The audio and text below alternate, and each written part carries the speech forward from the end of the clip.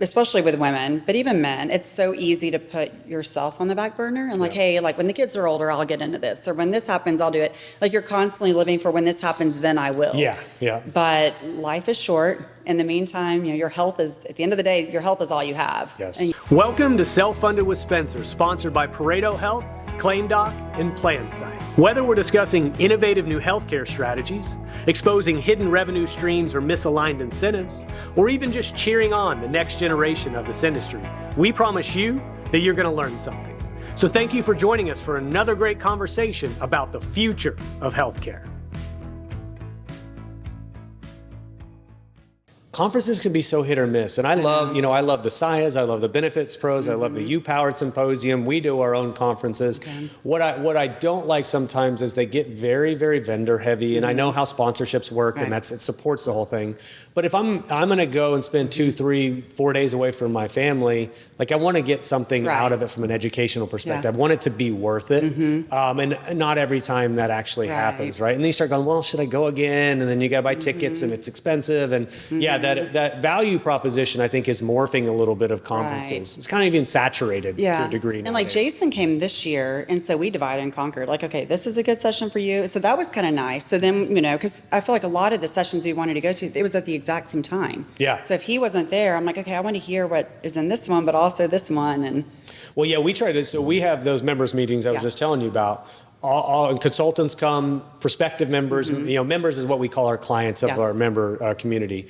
But they'll repeat tracks too, because it's like you can't get to every one of them. And even in 2 days, you're going to feel like I missed something. So we try to have recurring tracks to say, hey, we're going to go over pharmacy here. We go over the basics of self-funding here. That way you don't have to pick and choose and feel like you missed something. Go to. Yeah. All right, well, let's kick off the podcast. All right, well, I'm here with Heather Bowers. I didn't even ask, owner, CEO, what are you of Lone Star Benefits? President of Lone Star Benefits. Right here in Frisco, so close that we can almost literally see your office. Yes, for sure. From here. I think you actually may be the closest guest of anybody here, so we can do this more often. But thanks for joining me. Why don't you say hello and then give us a little bit of who you are and some of your background. All right, very good. Well, yeah, thank you for having me today. Yeah. So, like you said, my agency's 3 blocks from here, so super close to here. I grew up in Carrollton. We moved our agency to Frisco in 2007. Okay. So moved in when Frisco was definitely booming, but of course the growth now of Frisco is. Yeah, what was Frisco like in exploded. 2007? Because we didn't get up here until maybe 2014 or 15, Okay. so tell me about it. So my family moved to Frisco in 2005, and the tollway only went through to Maine. Okay. So what was it after that? A 2-lane road or something like that? Well, I've heard the stories before IKEA and Stonebriar came here that like basically 120 when the tollway stopped and it was a dirt road. It was. And that's not that long It was ago. a dirt road and brothels. Brothels. I didn't hear that part. If you research the history of Frisco, brothels are a big part of Frisco. How did I not know this? I know. You'll have to go pull it. Like even where La Hacienda is, right across the street was a huge brothel. All right. So even when La Hacienda opened there, it was a brothel right there. Before I Google this, I'm going to tell Courtney, hey, by the way, this is why I'm looking this up. Just so you know, I need to know the history of Frisco. None of them are here anymore. But it is interesting to pull the history of that, of Frisco. And even, so I grew up in Carrollton, but 121 was just, one way each way, just a little country road. And for the folks that are listening, they don't know Frisco, right? Now it's this gigantic boom town where massive industries are coming here. We got the PGA Tour headquarters. We've got Universal theme park kids coming, and now it's almost stressful how much it's grown, but it's happened in such a short period of time that all the infrastructure is basically brand new. Yeah, it's crazy. I think in 2000 when the mall opened, I think I read there was maybe 20 or 30,000 people. So now today, 24 years later, there's almost 300,000. So is it really? Massive growth in 24 years. Yeah. So that's why I'm running north to Prosper, and maybe we'll go to Salina next. I was going to say, it's coming to Prosper. Yeah, we're still feeling it. But so benefits, how'd you get into it? Because I think you obviously told the story of the origins, and I want to hear more about Lone Star. But, take me back a little bit. College, what'd you do before you got into this crazy world of insurance? So went to college, didn't really know what I wanted to do. So I kept switching my major. Finally, I asked my advisor, what is the fastest way to just get me out of college? I don't even know still what I want to do. So a Bachelor of Applied Arts is what I ended up getting my master's in, or my bachelor's in, and they literally just took classes and got creative and just put them wherever so I could graduate. Then I was actually working for a client of ours at the time for a brief stint, but they went through some financial issues, and so they told me I would need to keep working for them, but they were cutting my salary 50%, so clearly I'm not going to stay there. Yeah. So my dad by then had left a huge agency in Dallas and had started Lone Star in '98. And in 2000, that's when I kind of had my job transition. And Okay. so needed something to do. And so my dad said, hey, why don't you come here? Okay. I can keep you busy doing something while you look for something else. And 24 years later. So you didn't leave, yeah. Yeah, here I Well, so am. what did you think of it early on? Were you like, this is just a job, or did you have interest at all in what he was doing? I did, because I realized I love to be around people. I love, talking and being out doing things. And so quickly I realized, hey, if I go into sales, I can do that. I can be out talking to people during the day. I'm not stuck, at a desk all day. And so, decided to get my group 1, and then picked up my first, at the time it was a big client, but they had about 200 employees, out of a Dallas Business Journal article. Just reached out to him with a handwritten card, met him, and by the time I left the meeting, I had an AOR. So literally one of my very first clients was 200 employees. And you go, that was easy, right? Yeah. And so then I decided to stay. And Well, did you have a natural inclination for your personality to sales, or what? Did you know that's kind of what you might want to do? No, Okay. I never really thought sales. I always thought I would not be good just sitting at a desk. I'm not a sit still person. And so if I was sitting like in a cube all day or sitting at a desk, it'd be awful for me. And again, I do like being around people. I'm outgoing. And so sales is kind of a natural fit for that. And then just the model and kind of the passion that my dad had for Lone Star and how he wanted our agency to operate is more with how I am as a person, just like giving back and like really caring about people. And so then just naturally my personality, kind of a servant leader, I guess I'd say by nature is kind of how I am. That just kind of fits into how Lone Star is. And so then I could allow myself to be who I am, but still be in sales. And so, yeah. Well, it's really cool, right? And I do want to understand the kind of progression of your succession, taking over the agency and things like that. But early on, what was your dad's thesis of why he wanted to do it, why he wanted to break away from a big agency? What was he trying to accomplish by being out on his own? Yeah. So I think, at the big agency, they had been acquired a couple times. And then even the agency who's at now is now owned by a huge national agency. But they were very sales goal driven, having to report to shareholders, report to the C-suite. And he just hit a point in his career where he didn't want to chase just sales goals and have account numbers as clients. He wanted to build long-term relationships with clients, make a difference in his clients, everyday life with their benefits program. And I think he realized where he was at, he wouldn't be able to create that kind of model or experience for his clients. And so then that's when he decided to branch out and start Lone Star. And well, I can definitely imagine too, right? The pressure of producing, it's not for everybody, especially in those agencies with all the metrics, right? And the focus heavily on growth. I'm sure there's private equity behind it, really pushing these things. And at some point, especially maybe if you get to a point in your life as well with kids and things like that, you don't necessarily want to do that forever. And there's something about owning, even if it's smaller, even if it's slower pace, there's just something that's attractive. I understand that allure. And so did it fulfill what his expectations were for it? Okay. Yeah, it did. If you asked him today, and he still has a book, he's still, part of the agency, but if you asked him today if he regrets leaving tons of money on the table and starting his own thing, he would say it's been worth every penny. That's so, awesome. Even when my youngest was born, I was back at work 6 weeks later with her every day until she was 9 months old. So she came into the office and, that's great. Once she got big enough to sit in the doorway jumpers, I don't even know if they have doorway jumpers anymore. Yeah, my kids had them, yeah. She would, we would just, hook her in, by someone's office and she would just bounce. So, and those are some of the memories he still talks about today. It's like his, first grandchild he got to see every day at work. And well, that's a true mom and pop and kid agency, which I love about that. When did you guys start exploring the fact that maybe you would be in line to take over? What were conversations like that? So it was probably around 2017, 2018. He realized, I'm getting older, didn't want to own an agency and keep growing it at the demand that it takes to be a business owner. And so he knew, probably around 70, he'd want to start kind of backing up a little bit. And so then we decided, the very end of 2020 is when I purchased the agency.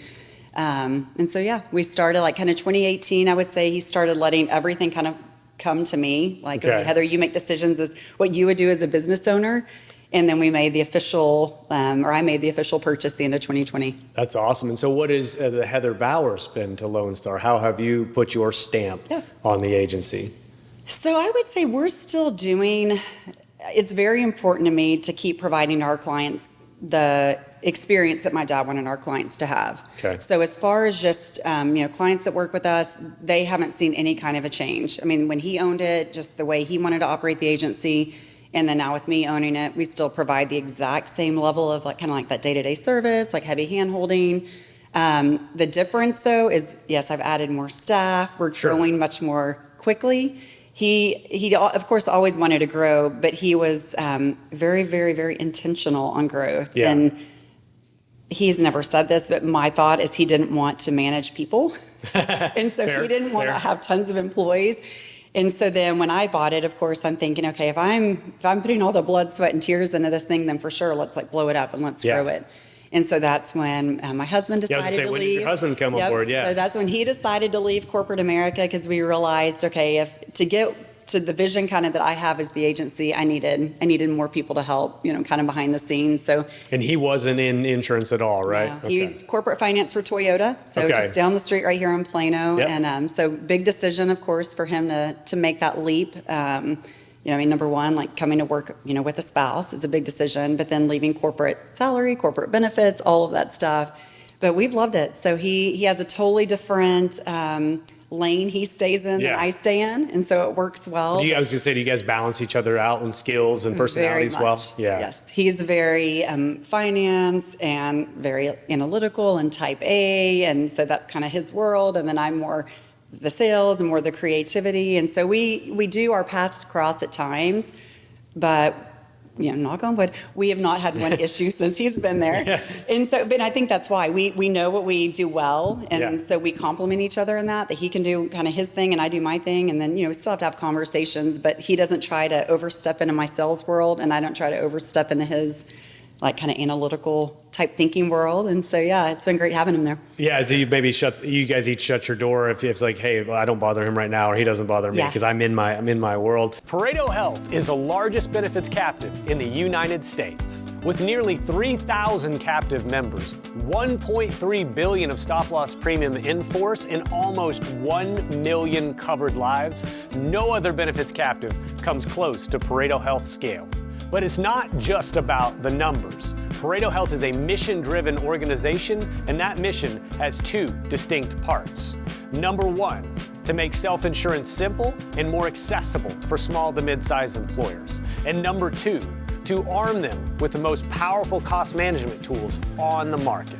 So if you're an employer frustrated with your healthcare outcomes, or you're a benefits consultant looking for an alternative to the status quo, it's time to consider Pareto Health. Pareto Health, where employers come to do self-insurance right, to do it easily, and to do it at scale. One of the things I was going to talk to you about is this idea of still staying independent, right? There's a lot of pressure, and I'm sure you even just tell me off camera, the pursuit of, you're getting phone calls all the time. It's harder and harder in the world of insurance and employee benefits to stay independent because of M&A, mergers and acquisitions. So why is it so important for you to stay independent? And then how do you stave off probably some heavy pursuit, right? Yeah, so we do, and I just mentioned to you earlier, the last 2 weeks I've had more large agencies reach out than ever to try to acquire us, which that tells me we're getting their attention. Yep, so they're seeing kind of what we're doing that's making them think, okay, what's going on over at Lone Star? How do we incorporate that into what they're doing? It's something I'm not at all interested in doing right now. So we've worked extremely hard, again, to build our brand, to build our client experience, and just from talking to other brokers that have sold, it just changes. Yeah. Oh, inevitably. And so I think because I am so protective over what we've built, and I know our clients truly value what we're providing to them, it's just not something that I'm looking at doing right now. I mean, maybe way on down the road. Well, is it important for you to keep that Lone Star brand in the family? And I mean, is that I'm sure you probably think about that a lot, being the second generation of it. Right. It is important. I do have 2 kids.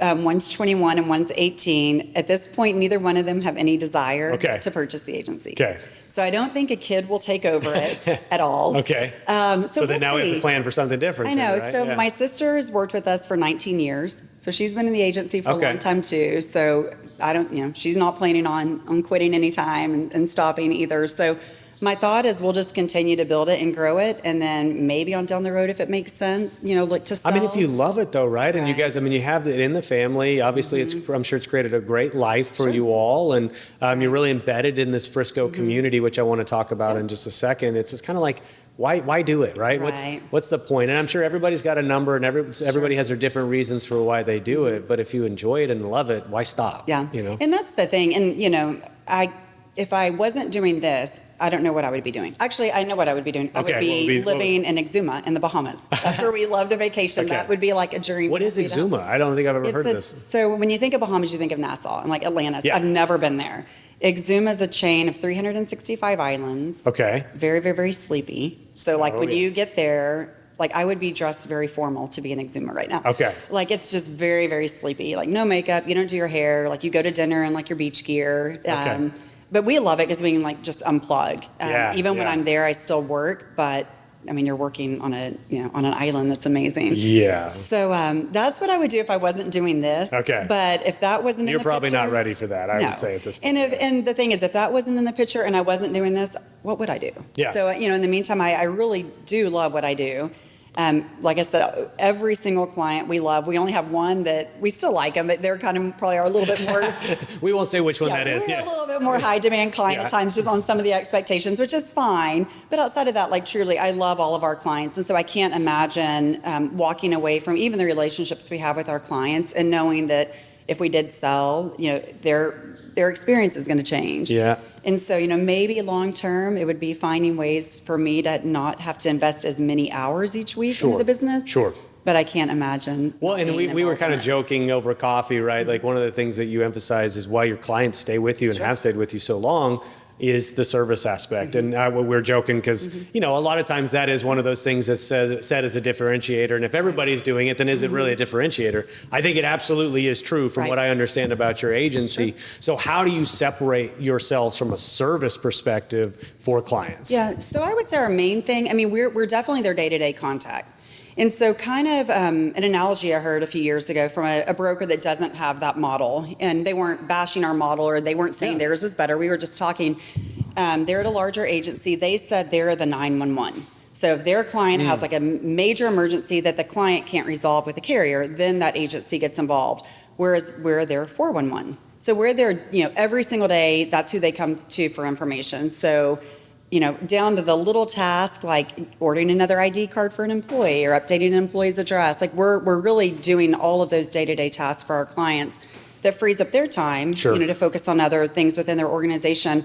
And then we're always a step ahead of our clients. And especially like in the benefits world, compliance has become huge. Oh, yeah. And so, a lot of agencies just send out kind of a newsletter blast like, hey, it's time for ACA reporting, blah, blah, blah. Whereas the way we walk our clients through that, it's like you can't not know what to do. We do screenshots of every single thing they need to do. Like step 1, you do this. Step 2, and so with our clients, like we're literally guiding them through so much of that, or through those tasks. That's where I know we're so service heavy. Yeah. Because I see kind of what other agencies are doing, and not that they're bad. That's just they just have a different model than us.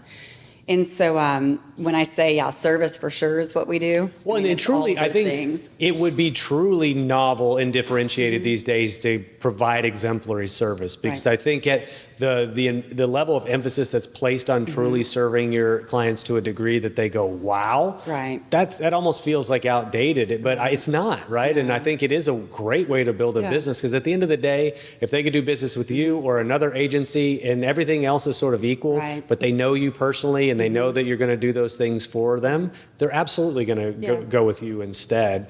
But the question then becomes, like, if there's other models out there, does this one, is it challenging to scale? Does that go into your equation when you think about it? It definitely does, because we have to staff up as we build clients and we get to know that client pretty quickly on like what kind of demand they may be for our agency. Then we have to be thinking ahead, like how do we keep adding staff to where We keep delivering the exact same service model to our clients, because the last thing I'm going to have happen is a client to say, man, y'all used to be great on service and you're not anymore. Yeah. And so we're constantly looking at, and Jason, my husband, again, type A, the analytical one, like looking at when we grow, like, okay, how many employees do they have? What kind of industry? What kind of demographic employees? Like, because through that, then we know, okay, most likely based on these metrics, we know how much of an impact that's going to be to our agency. And so Okay. then we can kind of always be thinking ahead. You're kind of even qualifying stacking is up. the fit there for the client, Right. for you to take them Sure. on, right? Oh yeah, and not every, I mean, not every client needs as much from us either. So like our larger clients, they have full HR teams.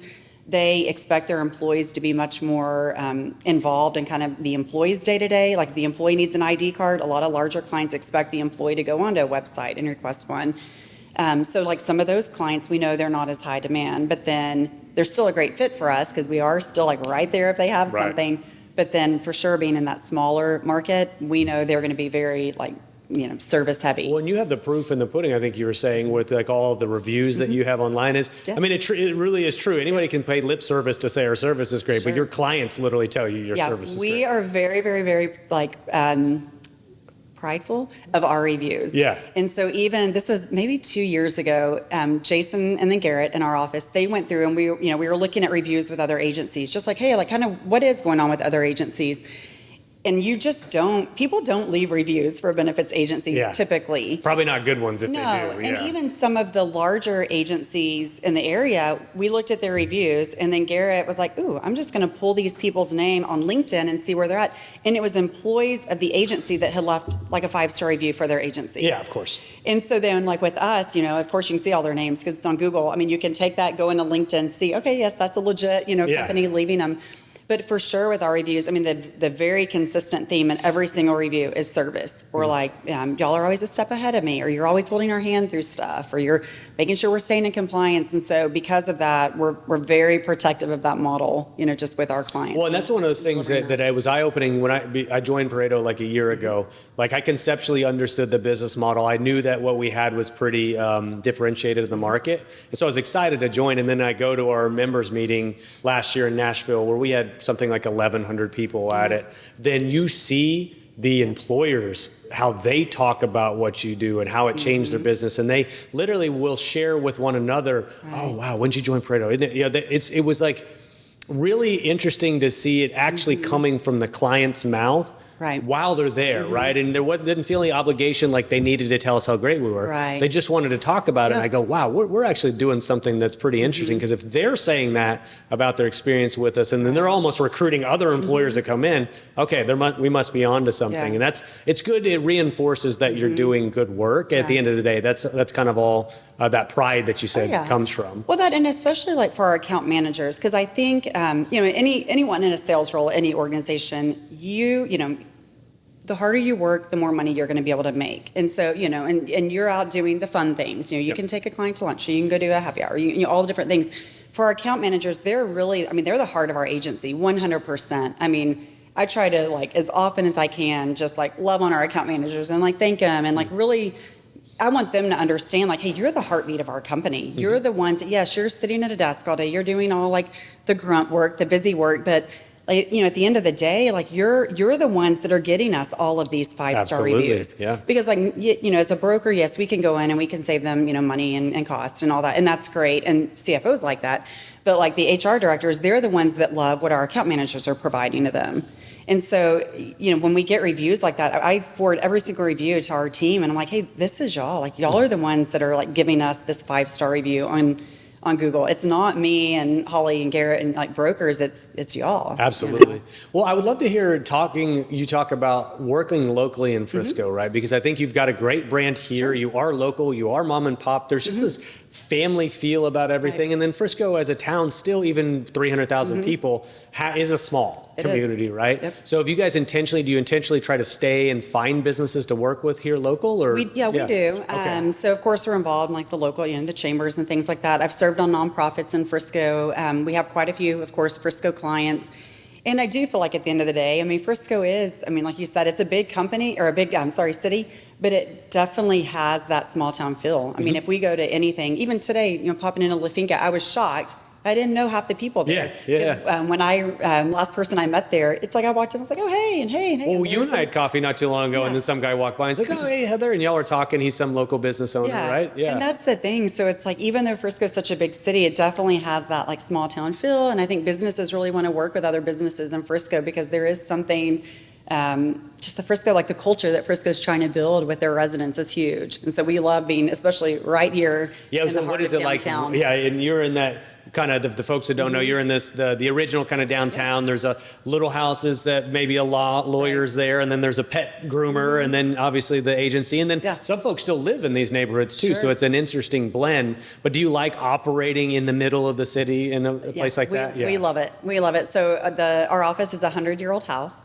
Oh, wow. So it's fun. Okay. So even when we bought it, I went to the Frisco Historical Committee or Society and had them pull the history of the house. Like, where was it? And we used to be on Lebanon, and then they moved the house to where it's at now. And so, they physically moved the house, really? They moved the house there, and it was the school marms, and that they had, like, I guess, like the teachers from back in the day.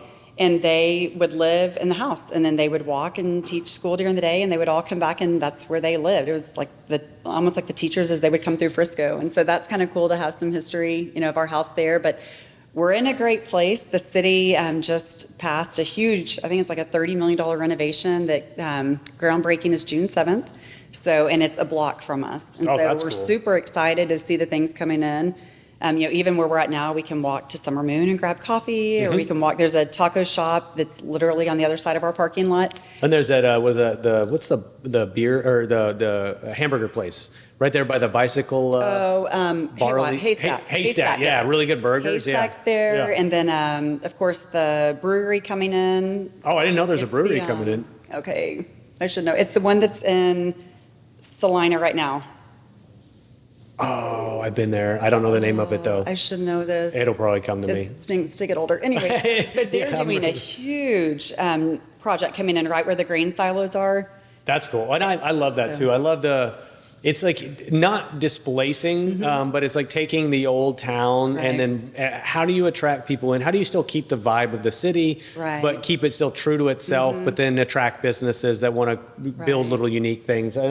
And being up in Prosper, right? It's a little bit different, but I still feel like it's a sister town to Frisco. Yeah. And I think Frisco, they're being really intentional on that. So this whole area is called the Rail District because, back in the day, Frisco was very big on all like the trains, the rails that came That and through. brothels, right? Yeah, and brothels, that's true. Maybe that's how they came in. Were on the trains. They were on the trains. But and so this whole area is the Rail District, and so the city has been very, I feel like, strategic and intentional on keeping the Rail District with just that feel. But their main thing now is how do we pull the entire Rail District together? So kind of from like Frisco Square into downtown and make that just like one huge community. So the only thing that makes me sad on all of it is just there are people that have been here since 1940. That house has been paid off forever, but property values are going up, which means taxes go up. They're pretty high, So I do think that's again the thing that makes me the most sad is I think in near years to come, you're going to see people having to move out that have been here forever just because they can't afford the house. But I think what the city's doing, they're trying to do everything they can to still allow people to live here, but also work here and play here. And PlanSight is a complete game changer in the world of insurance brokering. As a broker, you know how time-consuming and error-prone the traditional RFP process can be. Well, what if I told you there's a better way? PlanSight is the only end-to-end RFP solution on the market made specifically for benefits agencies. It's like having a superpower that gets you an average of 8 to 10 hours back per employer renewal per year. And the best part? PlanSight supports all carriers, all funding types, and all group sizes for over 20 different benefits. If you're ready to make your RFP process faster, more efficient, and more profitable, it's time to call PlanSight. Visit plansight.com now to book a free demo and discover the future of insurance renewals. It's a great, and we'll kind of shift gears. We'll do a little train pun there. We'll shift gears. But I would love to talk work-life balance, right? Okay. Because I think you mentioned your children, right? And I think you're about to be an empty nester here in a couple months. Days. Yeah. So, but you have been working your entire career and raising children, and for all accounts, both of them are successful in their own right. But talk to me about keeping that dynamic and that balance between working with your husband, working and raising children simultaneously. So the hardest part of work-life balance has been actually Jason coming to Lone Star because we talk about work all the time. So it can be a great thing and a negative thing. You know, the beauty is that we're building something together, and that's awesome. Like when you both are like blood, sweat, tears, and you're putting like everything you have into a business, it's nice to be able to do that with a spouse. So that has been great, but then the downside is it's always work. And we went to, anytime we vacation, we're on an island, just so you know. So if you hear me talk about this island or this one, that's right. We went to Anguilla last year, another island we love. And the first day or two, I was like, I don't even want to talk about work. Yeah. Like, yes, you have your stuff you're doing, I'm doing my stuff, but let's not like verbalize it to each other. Right. So we feel like we're just like on vacation. So it's hard from a work-life balance with a spouse, just because all you do is talk about work. But then, you know, with kids, the thing that's been great is I have been very intentional on making my kids events. And so, you know, as they were younger and they had events during the day at school or like field day, you know, it's the end of the year, everyone has field day, you know, going to that, taking a day off work to be at that. Or my son's always played football. And so making sure, like, even if it was Q4, which is during football season, making sure I'm out of the office in time to get there for the pregame festivity stuff and then to be there for the game. So it's hard. I'm not saying I've done it well. You know, I've had a lot of nights where I'll go do something, and then especially when they were younger, they'd go to bed and I'm right back working. But it's kind of just having to like figure out how to juggle all of it. Yeah. And still make time for yourself. And well, I understand what you're saying too about never being able to stop talking about work. Nathaniel's seen it firsthand. If he joins for an event where I'm meeting up with somebody in the industry, the second we meet, we cannot not talk about work. And then it's 2 hours later and like, oh, we didn't talk about anything else yet. Maybe I should have a life outside of this business. So I can imagine when you and your spouse work together in the same business, how could you avoid talking about work at all times? And even being family. I mean, I think back over, you know, not growing up, but the last 24 years in this industry, working with my dad, like Christmas Day, and it's like, hey, like, did you see that email from so-and-so? And I'm like, it's Christmas Day. Like, can we not talk about work? Because if we didn't work together, we wouldn't be talking about this on Christmas. So it's kind of, I guess that's all I know. Yeah.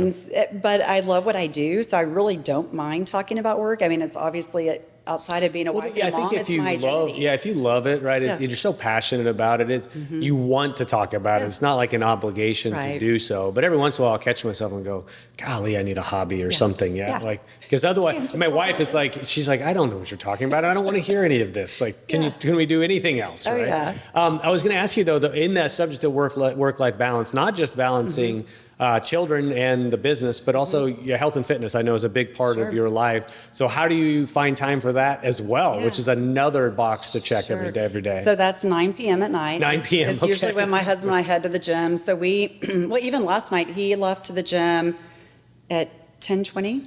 So he was heading to go to the gym at 10:20 at night. So it's a huge priority to me. Yes. For my mental health, stress relief, I have to like get my workouts in. I'm a better, you know, boss. I'm definitely a better wife, a better mom if I've had my me time. Yeah. And I think, you know, especially with women, but even men, it's so easy to put yourself on the back burner and like, hey, like when the kids are older, I'll get into this. Or when this happens, I'll do it. Like you're constantly living for when this happens, then I will. Yeah. But life is short. In the meantime, you know, your health is, at the end of the day, your health is all you have. Yes. And, you know, if you want to be on this earth, you know, for a long time. And so, yeah, I mean, that's probably been my biggest struggle, especially as I'm getting older. I mean, to work all day, come home, do the whole evening thing, you know, be with my kids, do all of that. And then when everyone else is like hopping in bed, I'm like, okay, now I've got to like revive myself to go lift. To go lift weights, yeah. But I think you touched on a little bit, like longevity is one of those components. I think quality of life is another. So you don't necessarily know the number of years you have on this earth, but if you can maximize the quality of those years, right? That's the way I view it. And it's a non-negotiable. My wife and I both together, and I probably talked about it ad nauseum in this podcast, but it's refreshing because this industry especially can really grind you into the ground, and it's very easy to get off track with social events and the food that we get to eat and the alcohol. It's easy to say, I don't have the energy or the time to go work out, but you and I share that, and I think our families share that commitment too. Oh, yeah. Well, that, and then also just, I mean, the industry we're in. I mean, we're you know, I'm selling health insurance. I'm trying to sell wellness. How could you not be healthy? Yeah, if I'm getting up leading a benefit meeting and talking about all the wellness initiatives and I don't seem like I care about myself, then what kind of message am I delivering, you know, to my audience? And then at the very end of the day, you know, we are in a crazy time as far as like rising cost of health insurance and all of that. And the only thing that's truly going to fix that is if everyone decides to make small changes to their life to get healthier. Man, I want to go down that path if you'll go with me, because Yeah, it's let's do it. How do we scale that baseline of health? We have an unhealthy population as a baseline. How could we use benefits or employers? How could we use that lever to get to as many people as possible to improve baseline health in the U.S.? Yeah. I think about this all the time. What are your thoughts there? Yeah, and I'm right there with you. You know, the challenge is it's hard. So of course you can launch wellness programs, and I love all of that. The problem is when you look at the numbers, the people that typically participate in that are the people that are going to do it anyways. Yep. And yes, that's great. Like, keep doing what you're doing, because that's going to, minimize the risk of you having a heart attack or this or that. So we want to keep those people doing that anyways. But how do we get the people that aren't naturally like going to be doing that to get involved? And that's the biggest challenge. And I know employers, they can't really do this anymore. You can't say, okay, whoever loses the most weight or whatever, because now there's so much protections around that. And this person's however much tall and their body has to weigh this much. There's so many things you have to look at around that. But the more that employers can try to incentivize employees to participate in wellness is huge. I know we were talking about Stephanie before you hopped on this podcast, and with their company doing a raffle that, hey, if you go in and get your wellness visit, you're going to raffle for 5 PTO days off. That's huge. Yeah. And someone going in, I don't even think people view the preventative appointment as important as it should be. Yeah. Like, you may be healthy, but you may go in for a preventive visit and realize, okay, you have something major going on with your heart or your cholesterol or whatever. And so I think employers are going to have to continue to look at creative ways to try to encourage their population of employees to actively go in and do things. It's a weird dichotomy to me, though, because employers, we've all accepted that employer-sponsored healthcare is the way that health insurance, if you will, should be delivered at scale. But then there are handcuffs on employers of how much they can actually influence an individual's health or their diet or their fitness. Yeah. So it's a weird dichotomy. It's like, well, how do you expect them to continue to deliver health insurance in a cost-effective manner if they can impact the way that people actually live in their daily lives? And on average, we're getting unhealthier as we go as well. Sure. So that's got to break at some point. Yeah. I have one client. This is the biggest wellness initiative I've heard. I talked to them this past week. They're an oil and gas company. They've got about 180 employees. They brought in an outside wellness coach and kind of a small team. And so it's voluntary, if their employees want to do it, but they can get, if the employees want to participate weekly, the employees individually meeting with the wellness coach, either virtually or in person, depending on their location they're at. And the wellness coach is setting them up on meal plans and exercise programs they can do. And a lot of these guys do travel. So even on the road, hey, these are things you could do in your hotel room. The outside company is keeping track of all the metrics throughout the year. Okay. They have 60 employees actively participating. The HR director did say it's probably a lot of employees that should be participating too. And at the end of the year, whoever succeeds the most and meeting just different metrics, it's not lost the most weight, but it's hitting different, even some of their screenings, they're tracking lab work. The employer's not, but this outside company, the winner gets $10,000 cash prize. Oh, wow. $10,000, that's a lot of money. Yeah, 10,000. That's not just hey, a credit for your insurance, $10,000 bonus. And she said the owner just realized, hey, we've got to get our team healthy. And so he's willing to invest that, even the cost they're paying weekly, he's willing to do that and a $10,000 prize on the back end, because they're seeing we can keep tweaking your plan and changing things and putting in all sorts of things to bring costs down, but we still got to get your employees healthy. Yeah, that to me just speaks to proper incentives, right? So they touched on something that actually is a large enough dollar amount that can motivate people to choose to do something difficult in pursuit of. Right. And I think a lot of times we know humans respond to incentives. So when you set up good incentives, you get the behavior that you want. ClaimDoc is a medical claim auditing and member advocacy company. We provide fiduciary services to employer-sponsored benefit plans, and allowing them to create an environment where we ensure that the benefit plans are being charged in a fair and reasonable basis. My business is basically people, and it become a real simple transition. We thought it was going to be far more complex. I've saved, we'll say, hundreds of thousands of dollars. I could not say enough about ClaimDoc. But it's one of those things is, for whatever reason, then one of the missing parts of the equation is getting your average employee to understand that they play a role in, if you're going to complain about how much health insurance costs, well, what are you doing to help overall lower the Right. cost of providing health care so that your health insurance comes down Right. commensurately? Like, so, and it's not to disparage somebody that has a disease state that Sure. they can't do anything Right. about. And even folks that find themselves with a chronic disease that has developed over time, that maybe they contributed to the development, Right. maybe not. But there is a link between those two things. And if you complain about how much it costs, well, it's coming from somewhere because the risk Right. itself is more expensive nowadays. And it's almost as frustrating. I get to a conclusion, I just don't know what to do. Right. Like, I know that would help, but what do we do? How do we motivate people at scale? And a lot of it's like education. Like when we do benefit meetings, we try to do tons of education. Like over, this is why we're at where we're at. Yeah. You know, like if the employer did want to increase the deductible, like this is why, like this is what's going on with your plan. And so to the employees, like, hey, these are things that the carrier is willing to roll out for you to participate in on wellness. Or right now the GLP-1s, I mean, Oh, that's yeah. a huge thing going on. Yeah, what are you guys kind of doing strategy wise around that? Yeah. So it's kind of my soapbox. Okay, please. I don't mind the GLP-1 drugs and people taking them for weight loss, but only if people are also learning the lifestyle changes they need to make for like longevity in that. Yes. And so if you look at, I think it was Optum, I had read a study that they did, and I mean, I think it's like Optum RX. I think it's like they cover, it was something insane, 30 million or something, maybe even more than that, people's prescriptions. And so they did this like study over the people that are taking them and the percentage of people that quit taking them after this short time span. And it was huge. Yeah. I mean, it was like 80% of people only take them for like 6 months. So yeah, it may get that extra, 20, 30 pounds off, but if you haven't learned during that 6 months how to 100%. balance stress, or like maybe go get your hormones checked, maybe it's a hormonal imbalance, or exercise a little bit more, eat better, you're going to put all that weight back on. Yep.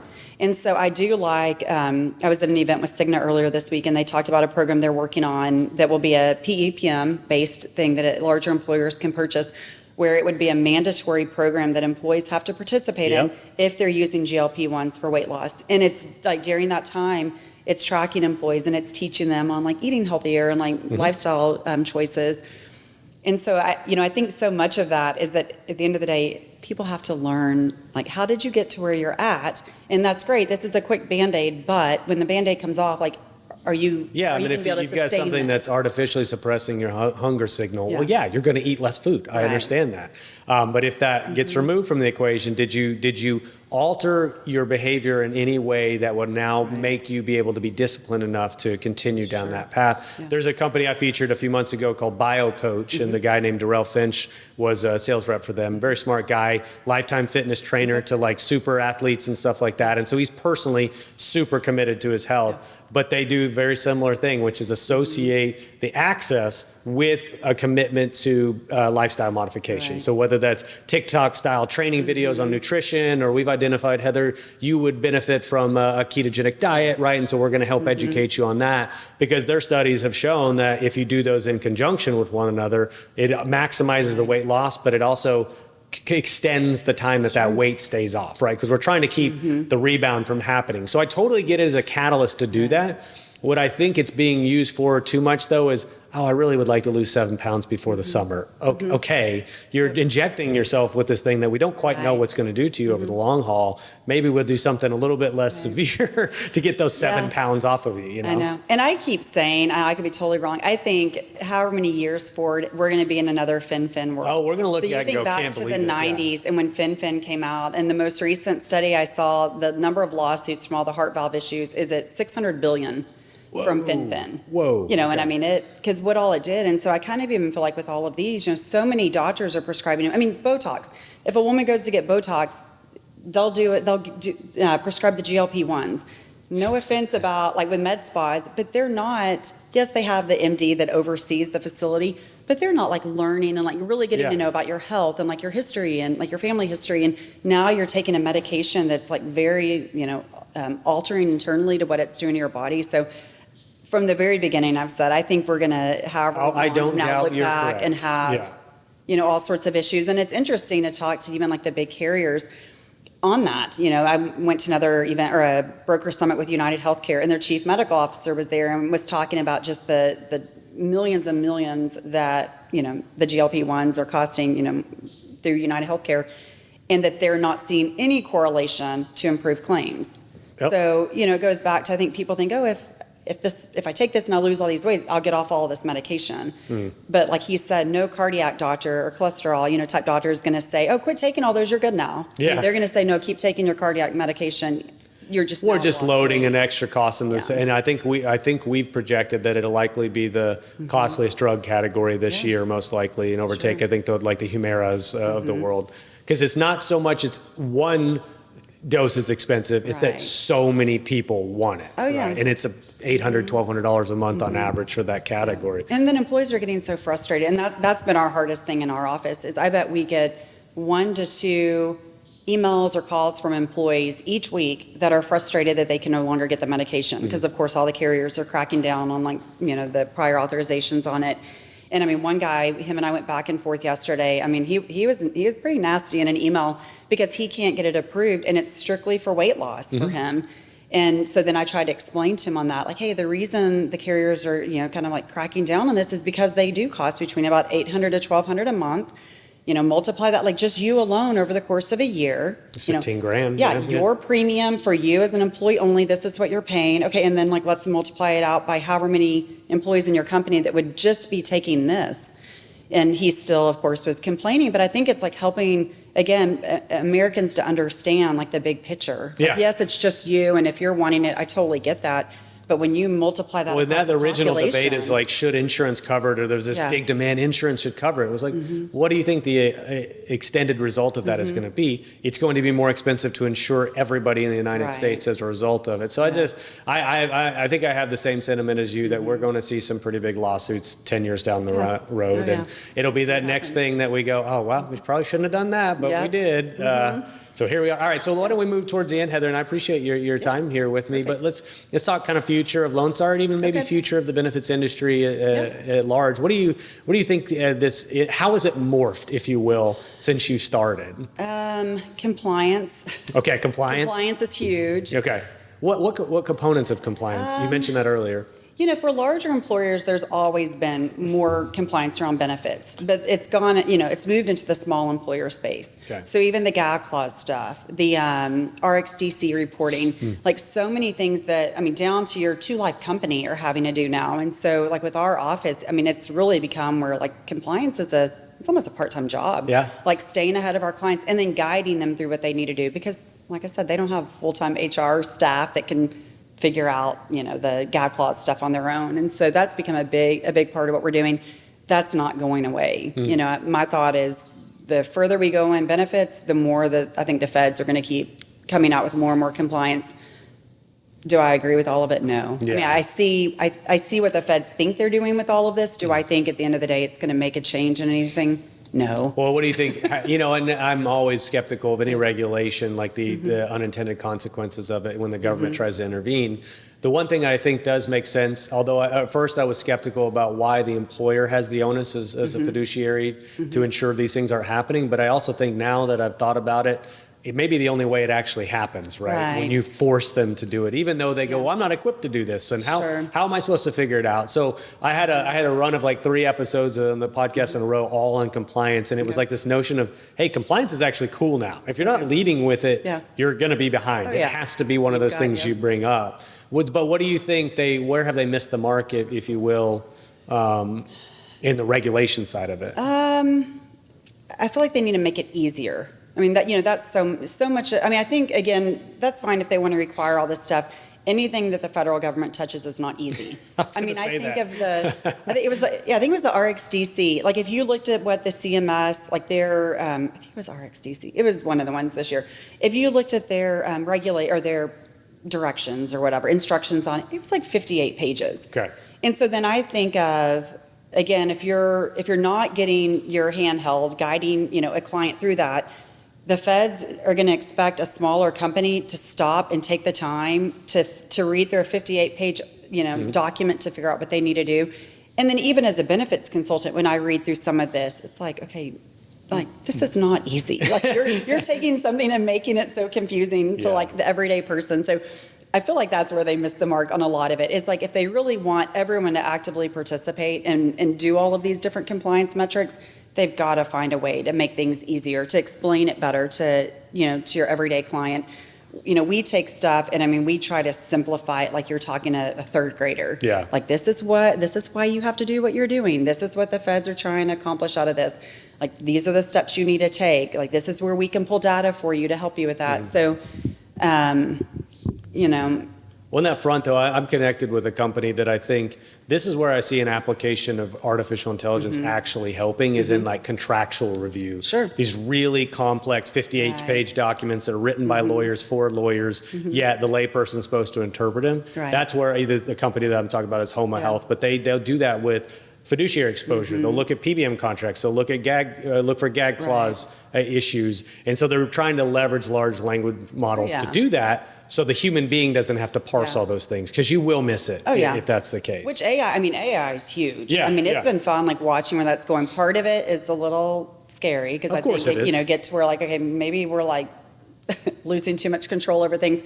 But for sure, I think we're going to start seeing AI in everything in this industry. Yeah. Even like the big carriers incorporating it into like looking at claims and like being able to predict like, okay, out of this population of claims, they're AI modeling on like, what to expect. So yeah, that's huge. I think outside of that, in the benefits world, like what's to come is just trying to keep help employers finding solutions. You know? What are you planning for? Is there anything specific you think is coming down the pike or you're trying to get out in front of, or is it still just do really well at what you do and keep doing that? I mean, keep doing that and then just staying on top of solutions.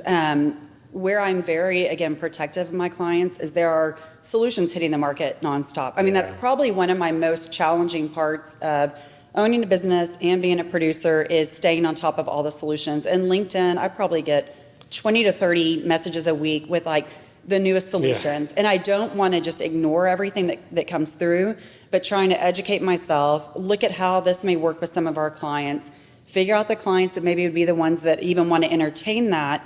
But then at the same time, I'm not willing to let my clients be guinea pigs unless I know something is gonna play out well. When I felt so bad the other day, somebody reached out to me like that, and I get inundated just like you do.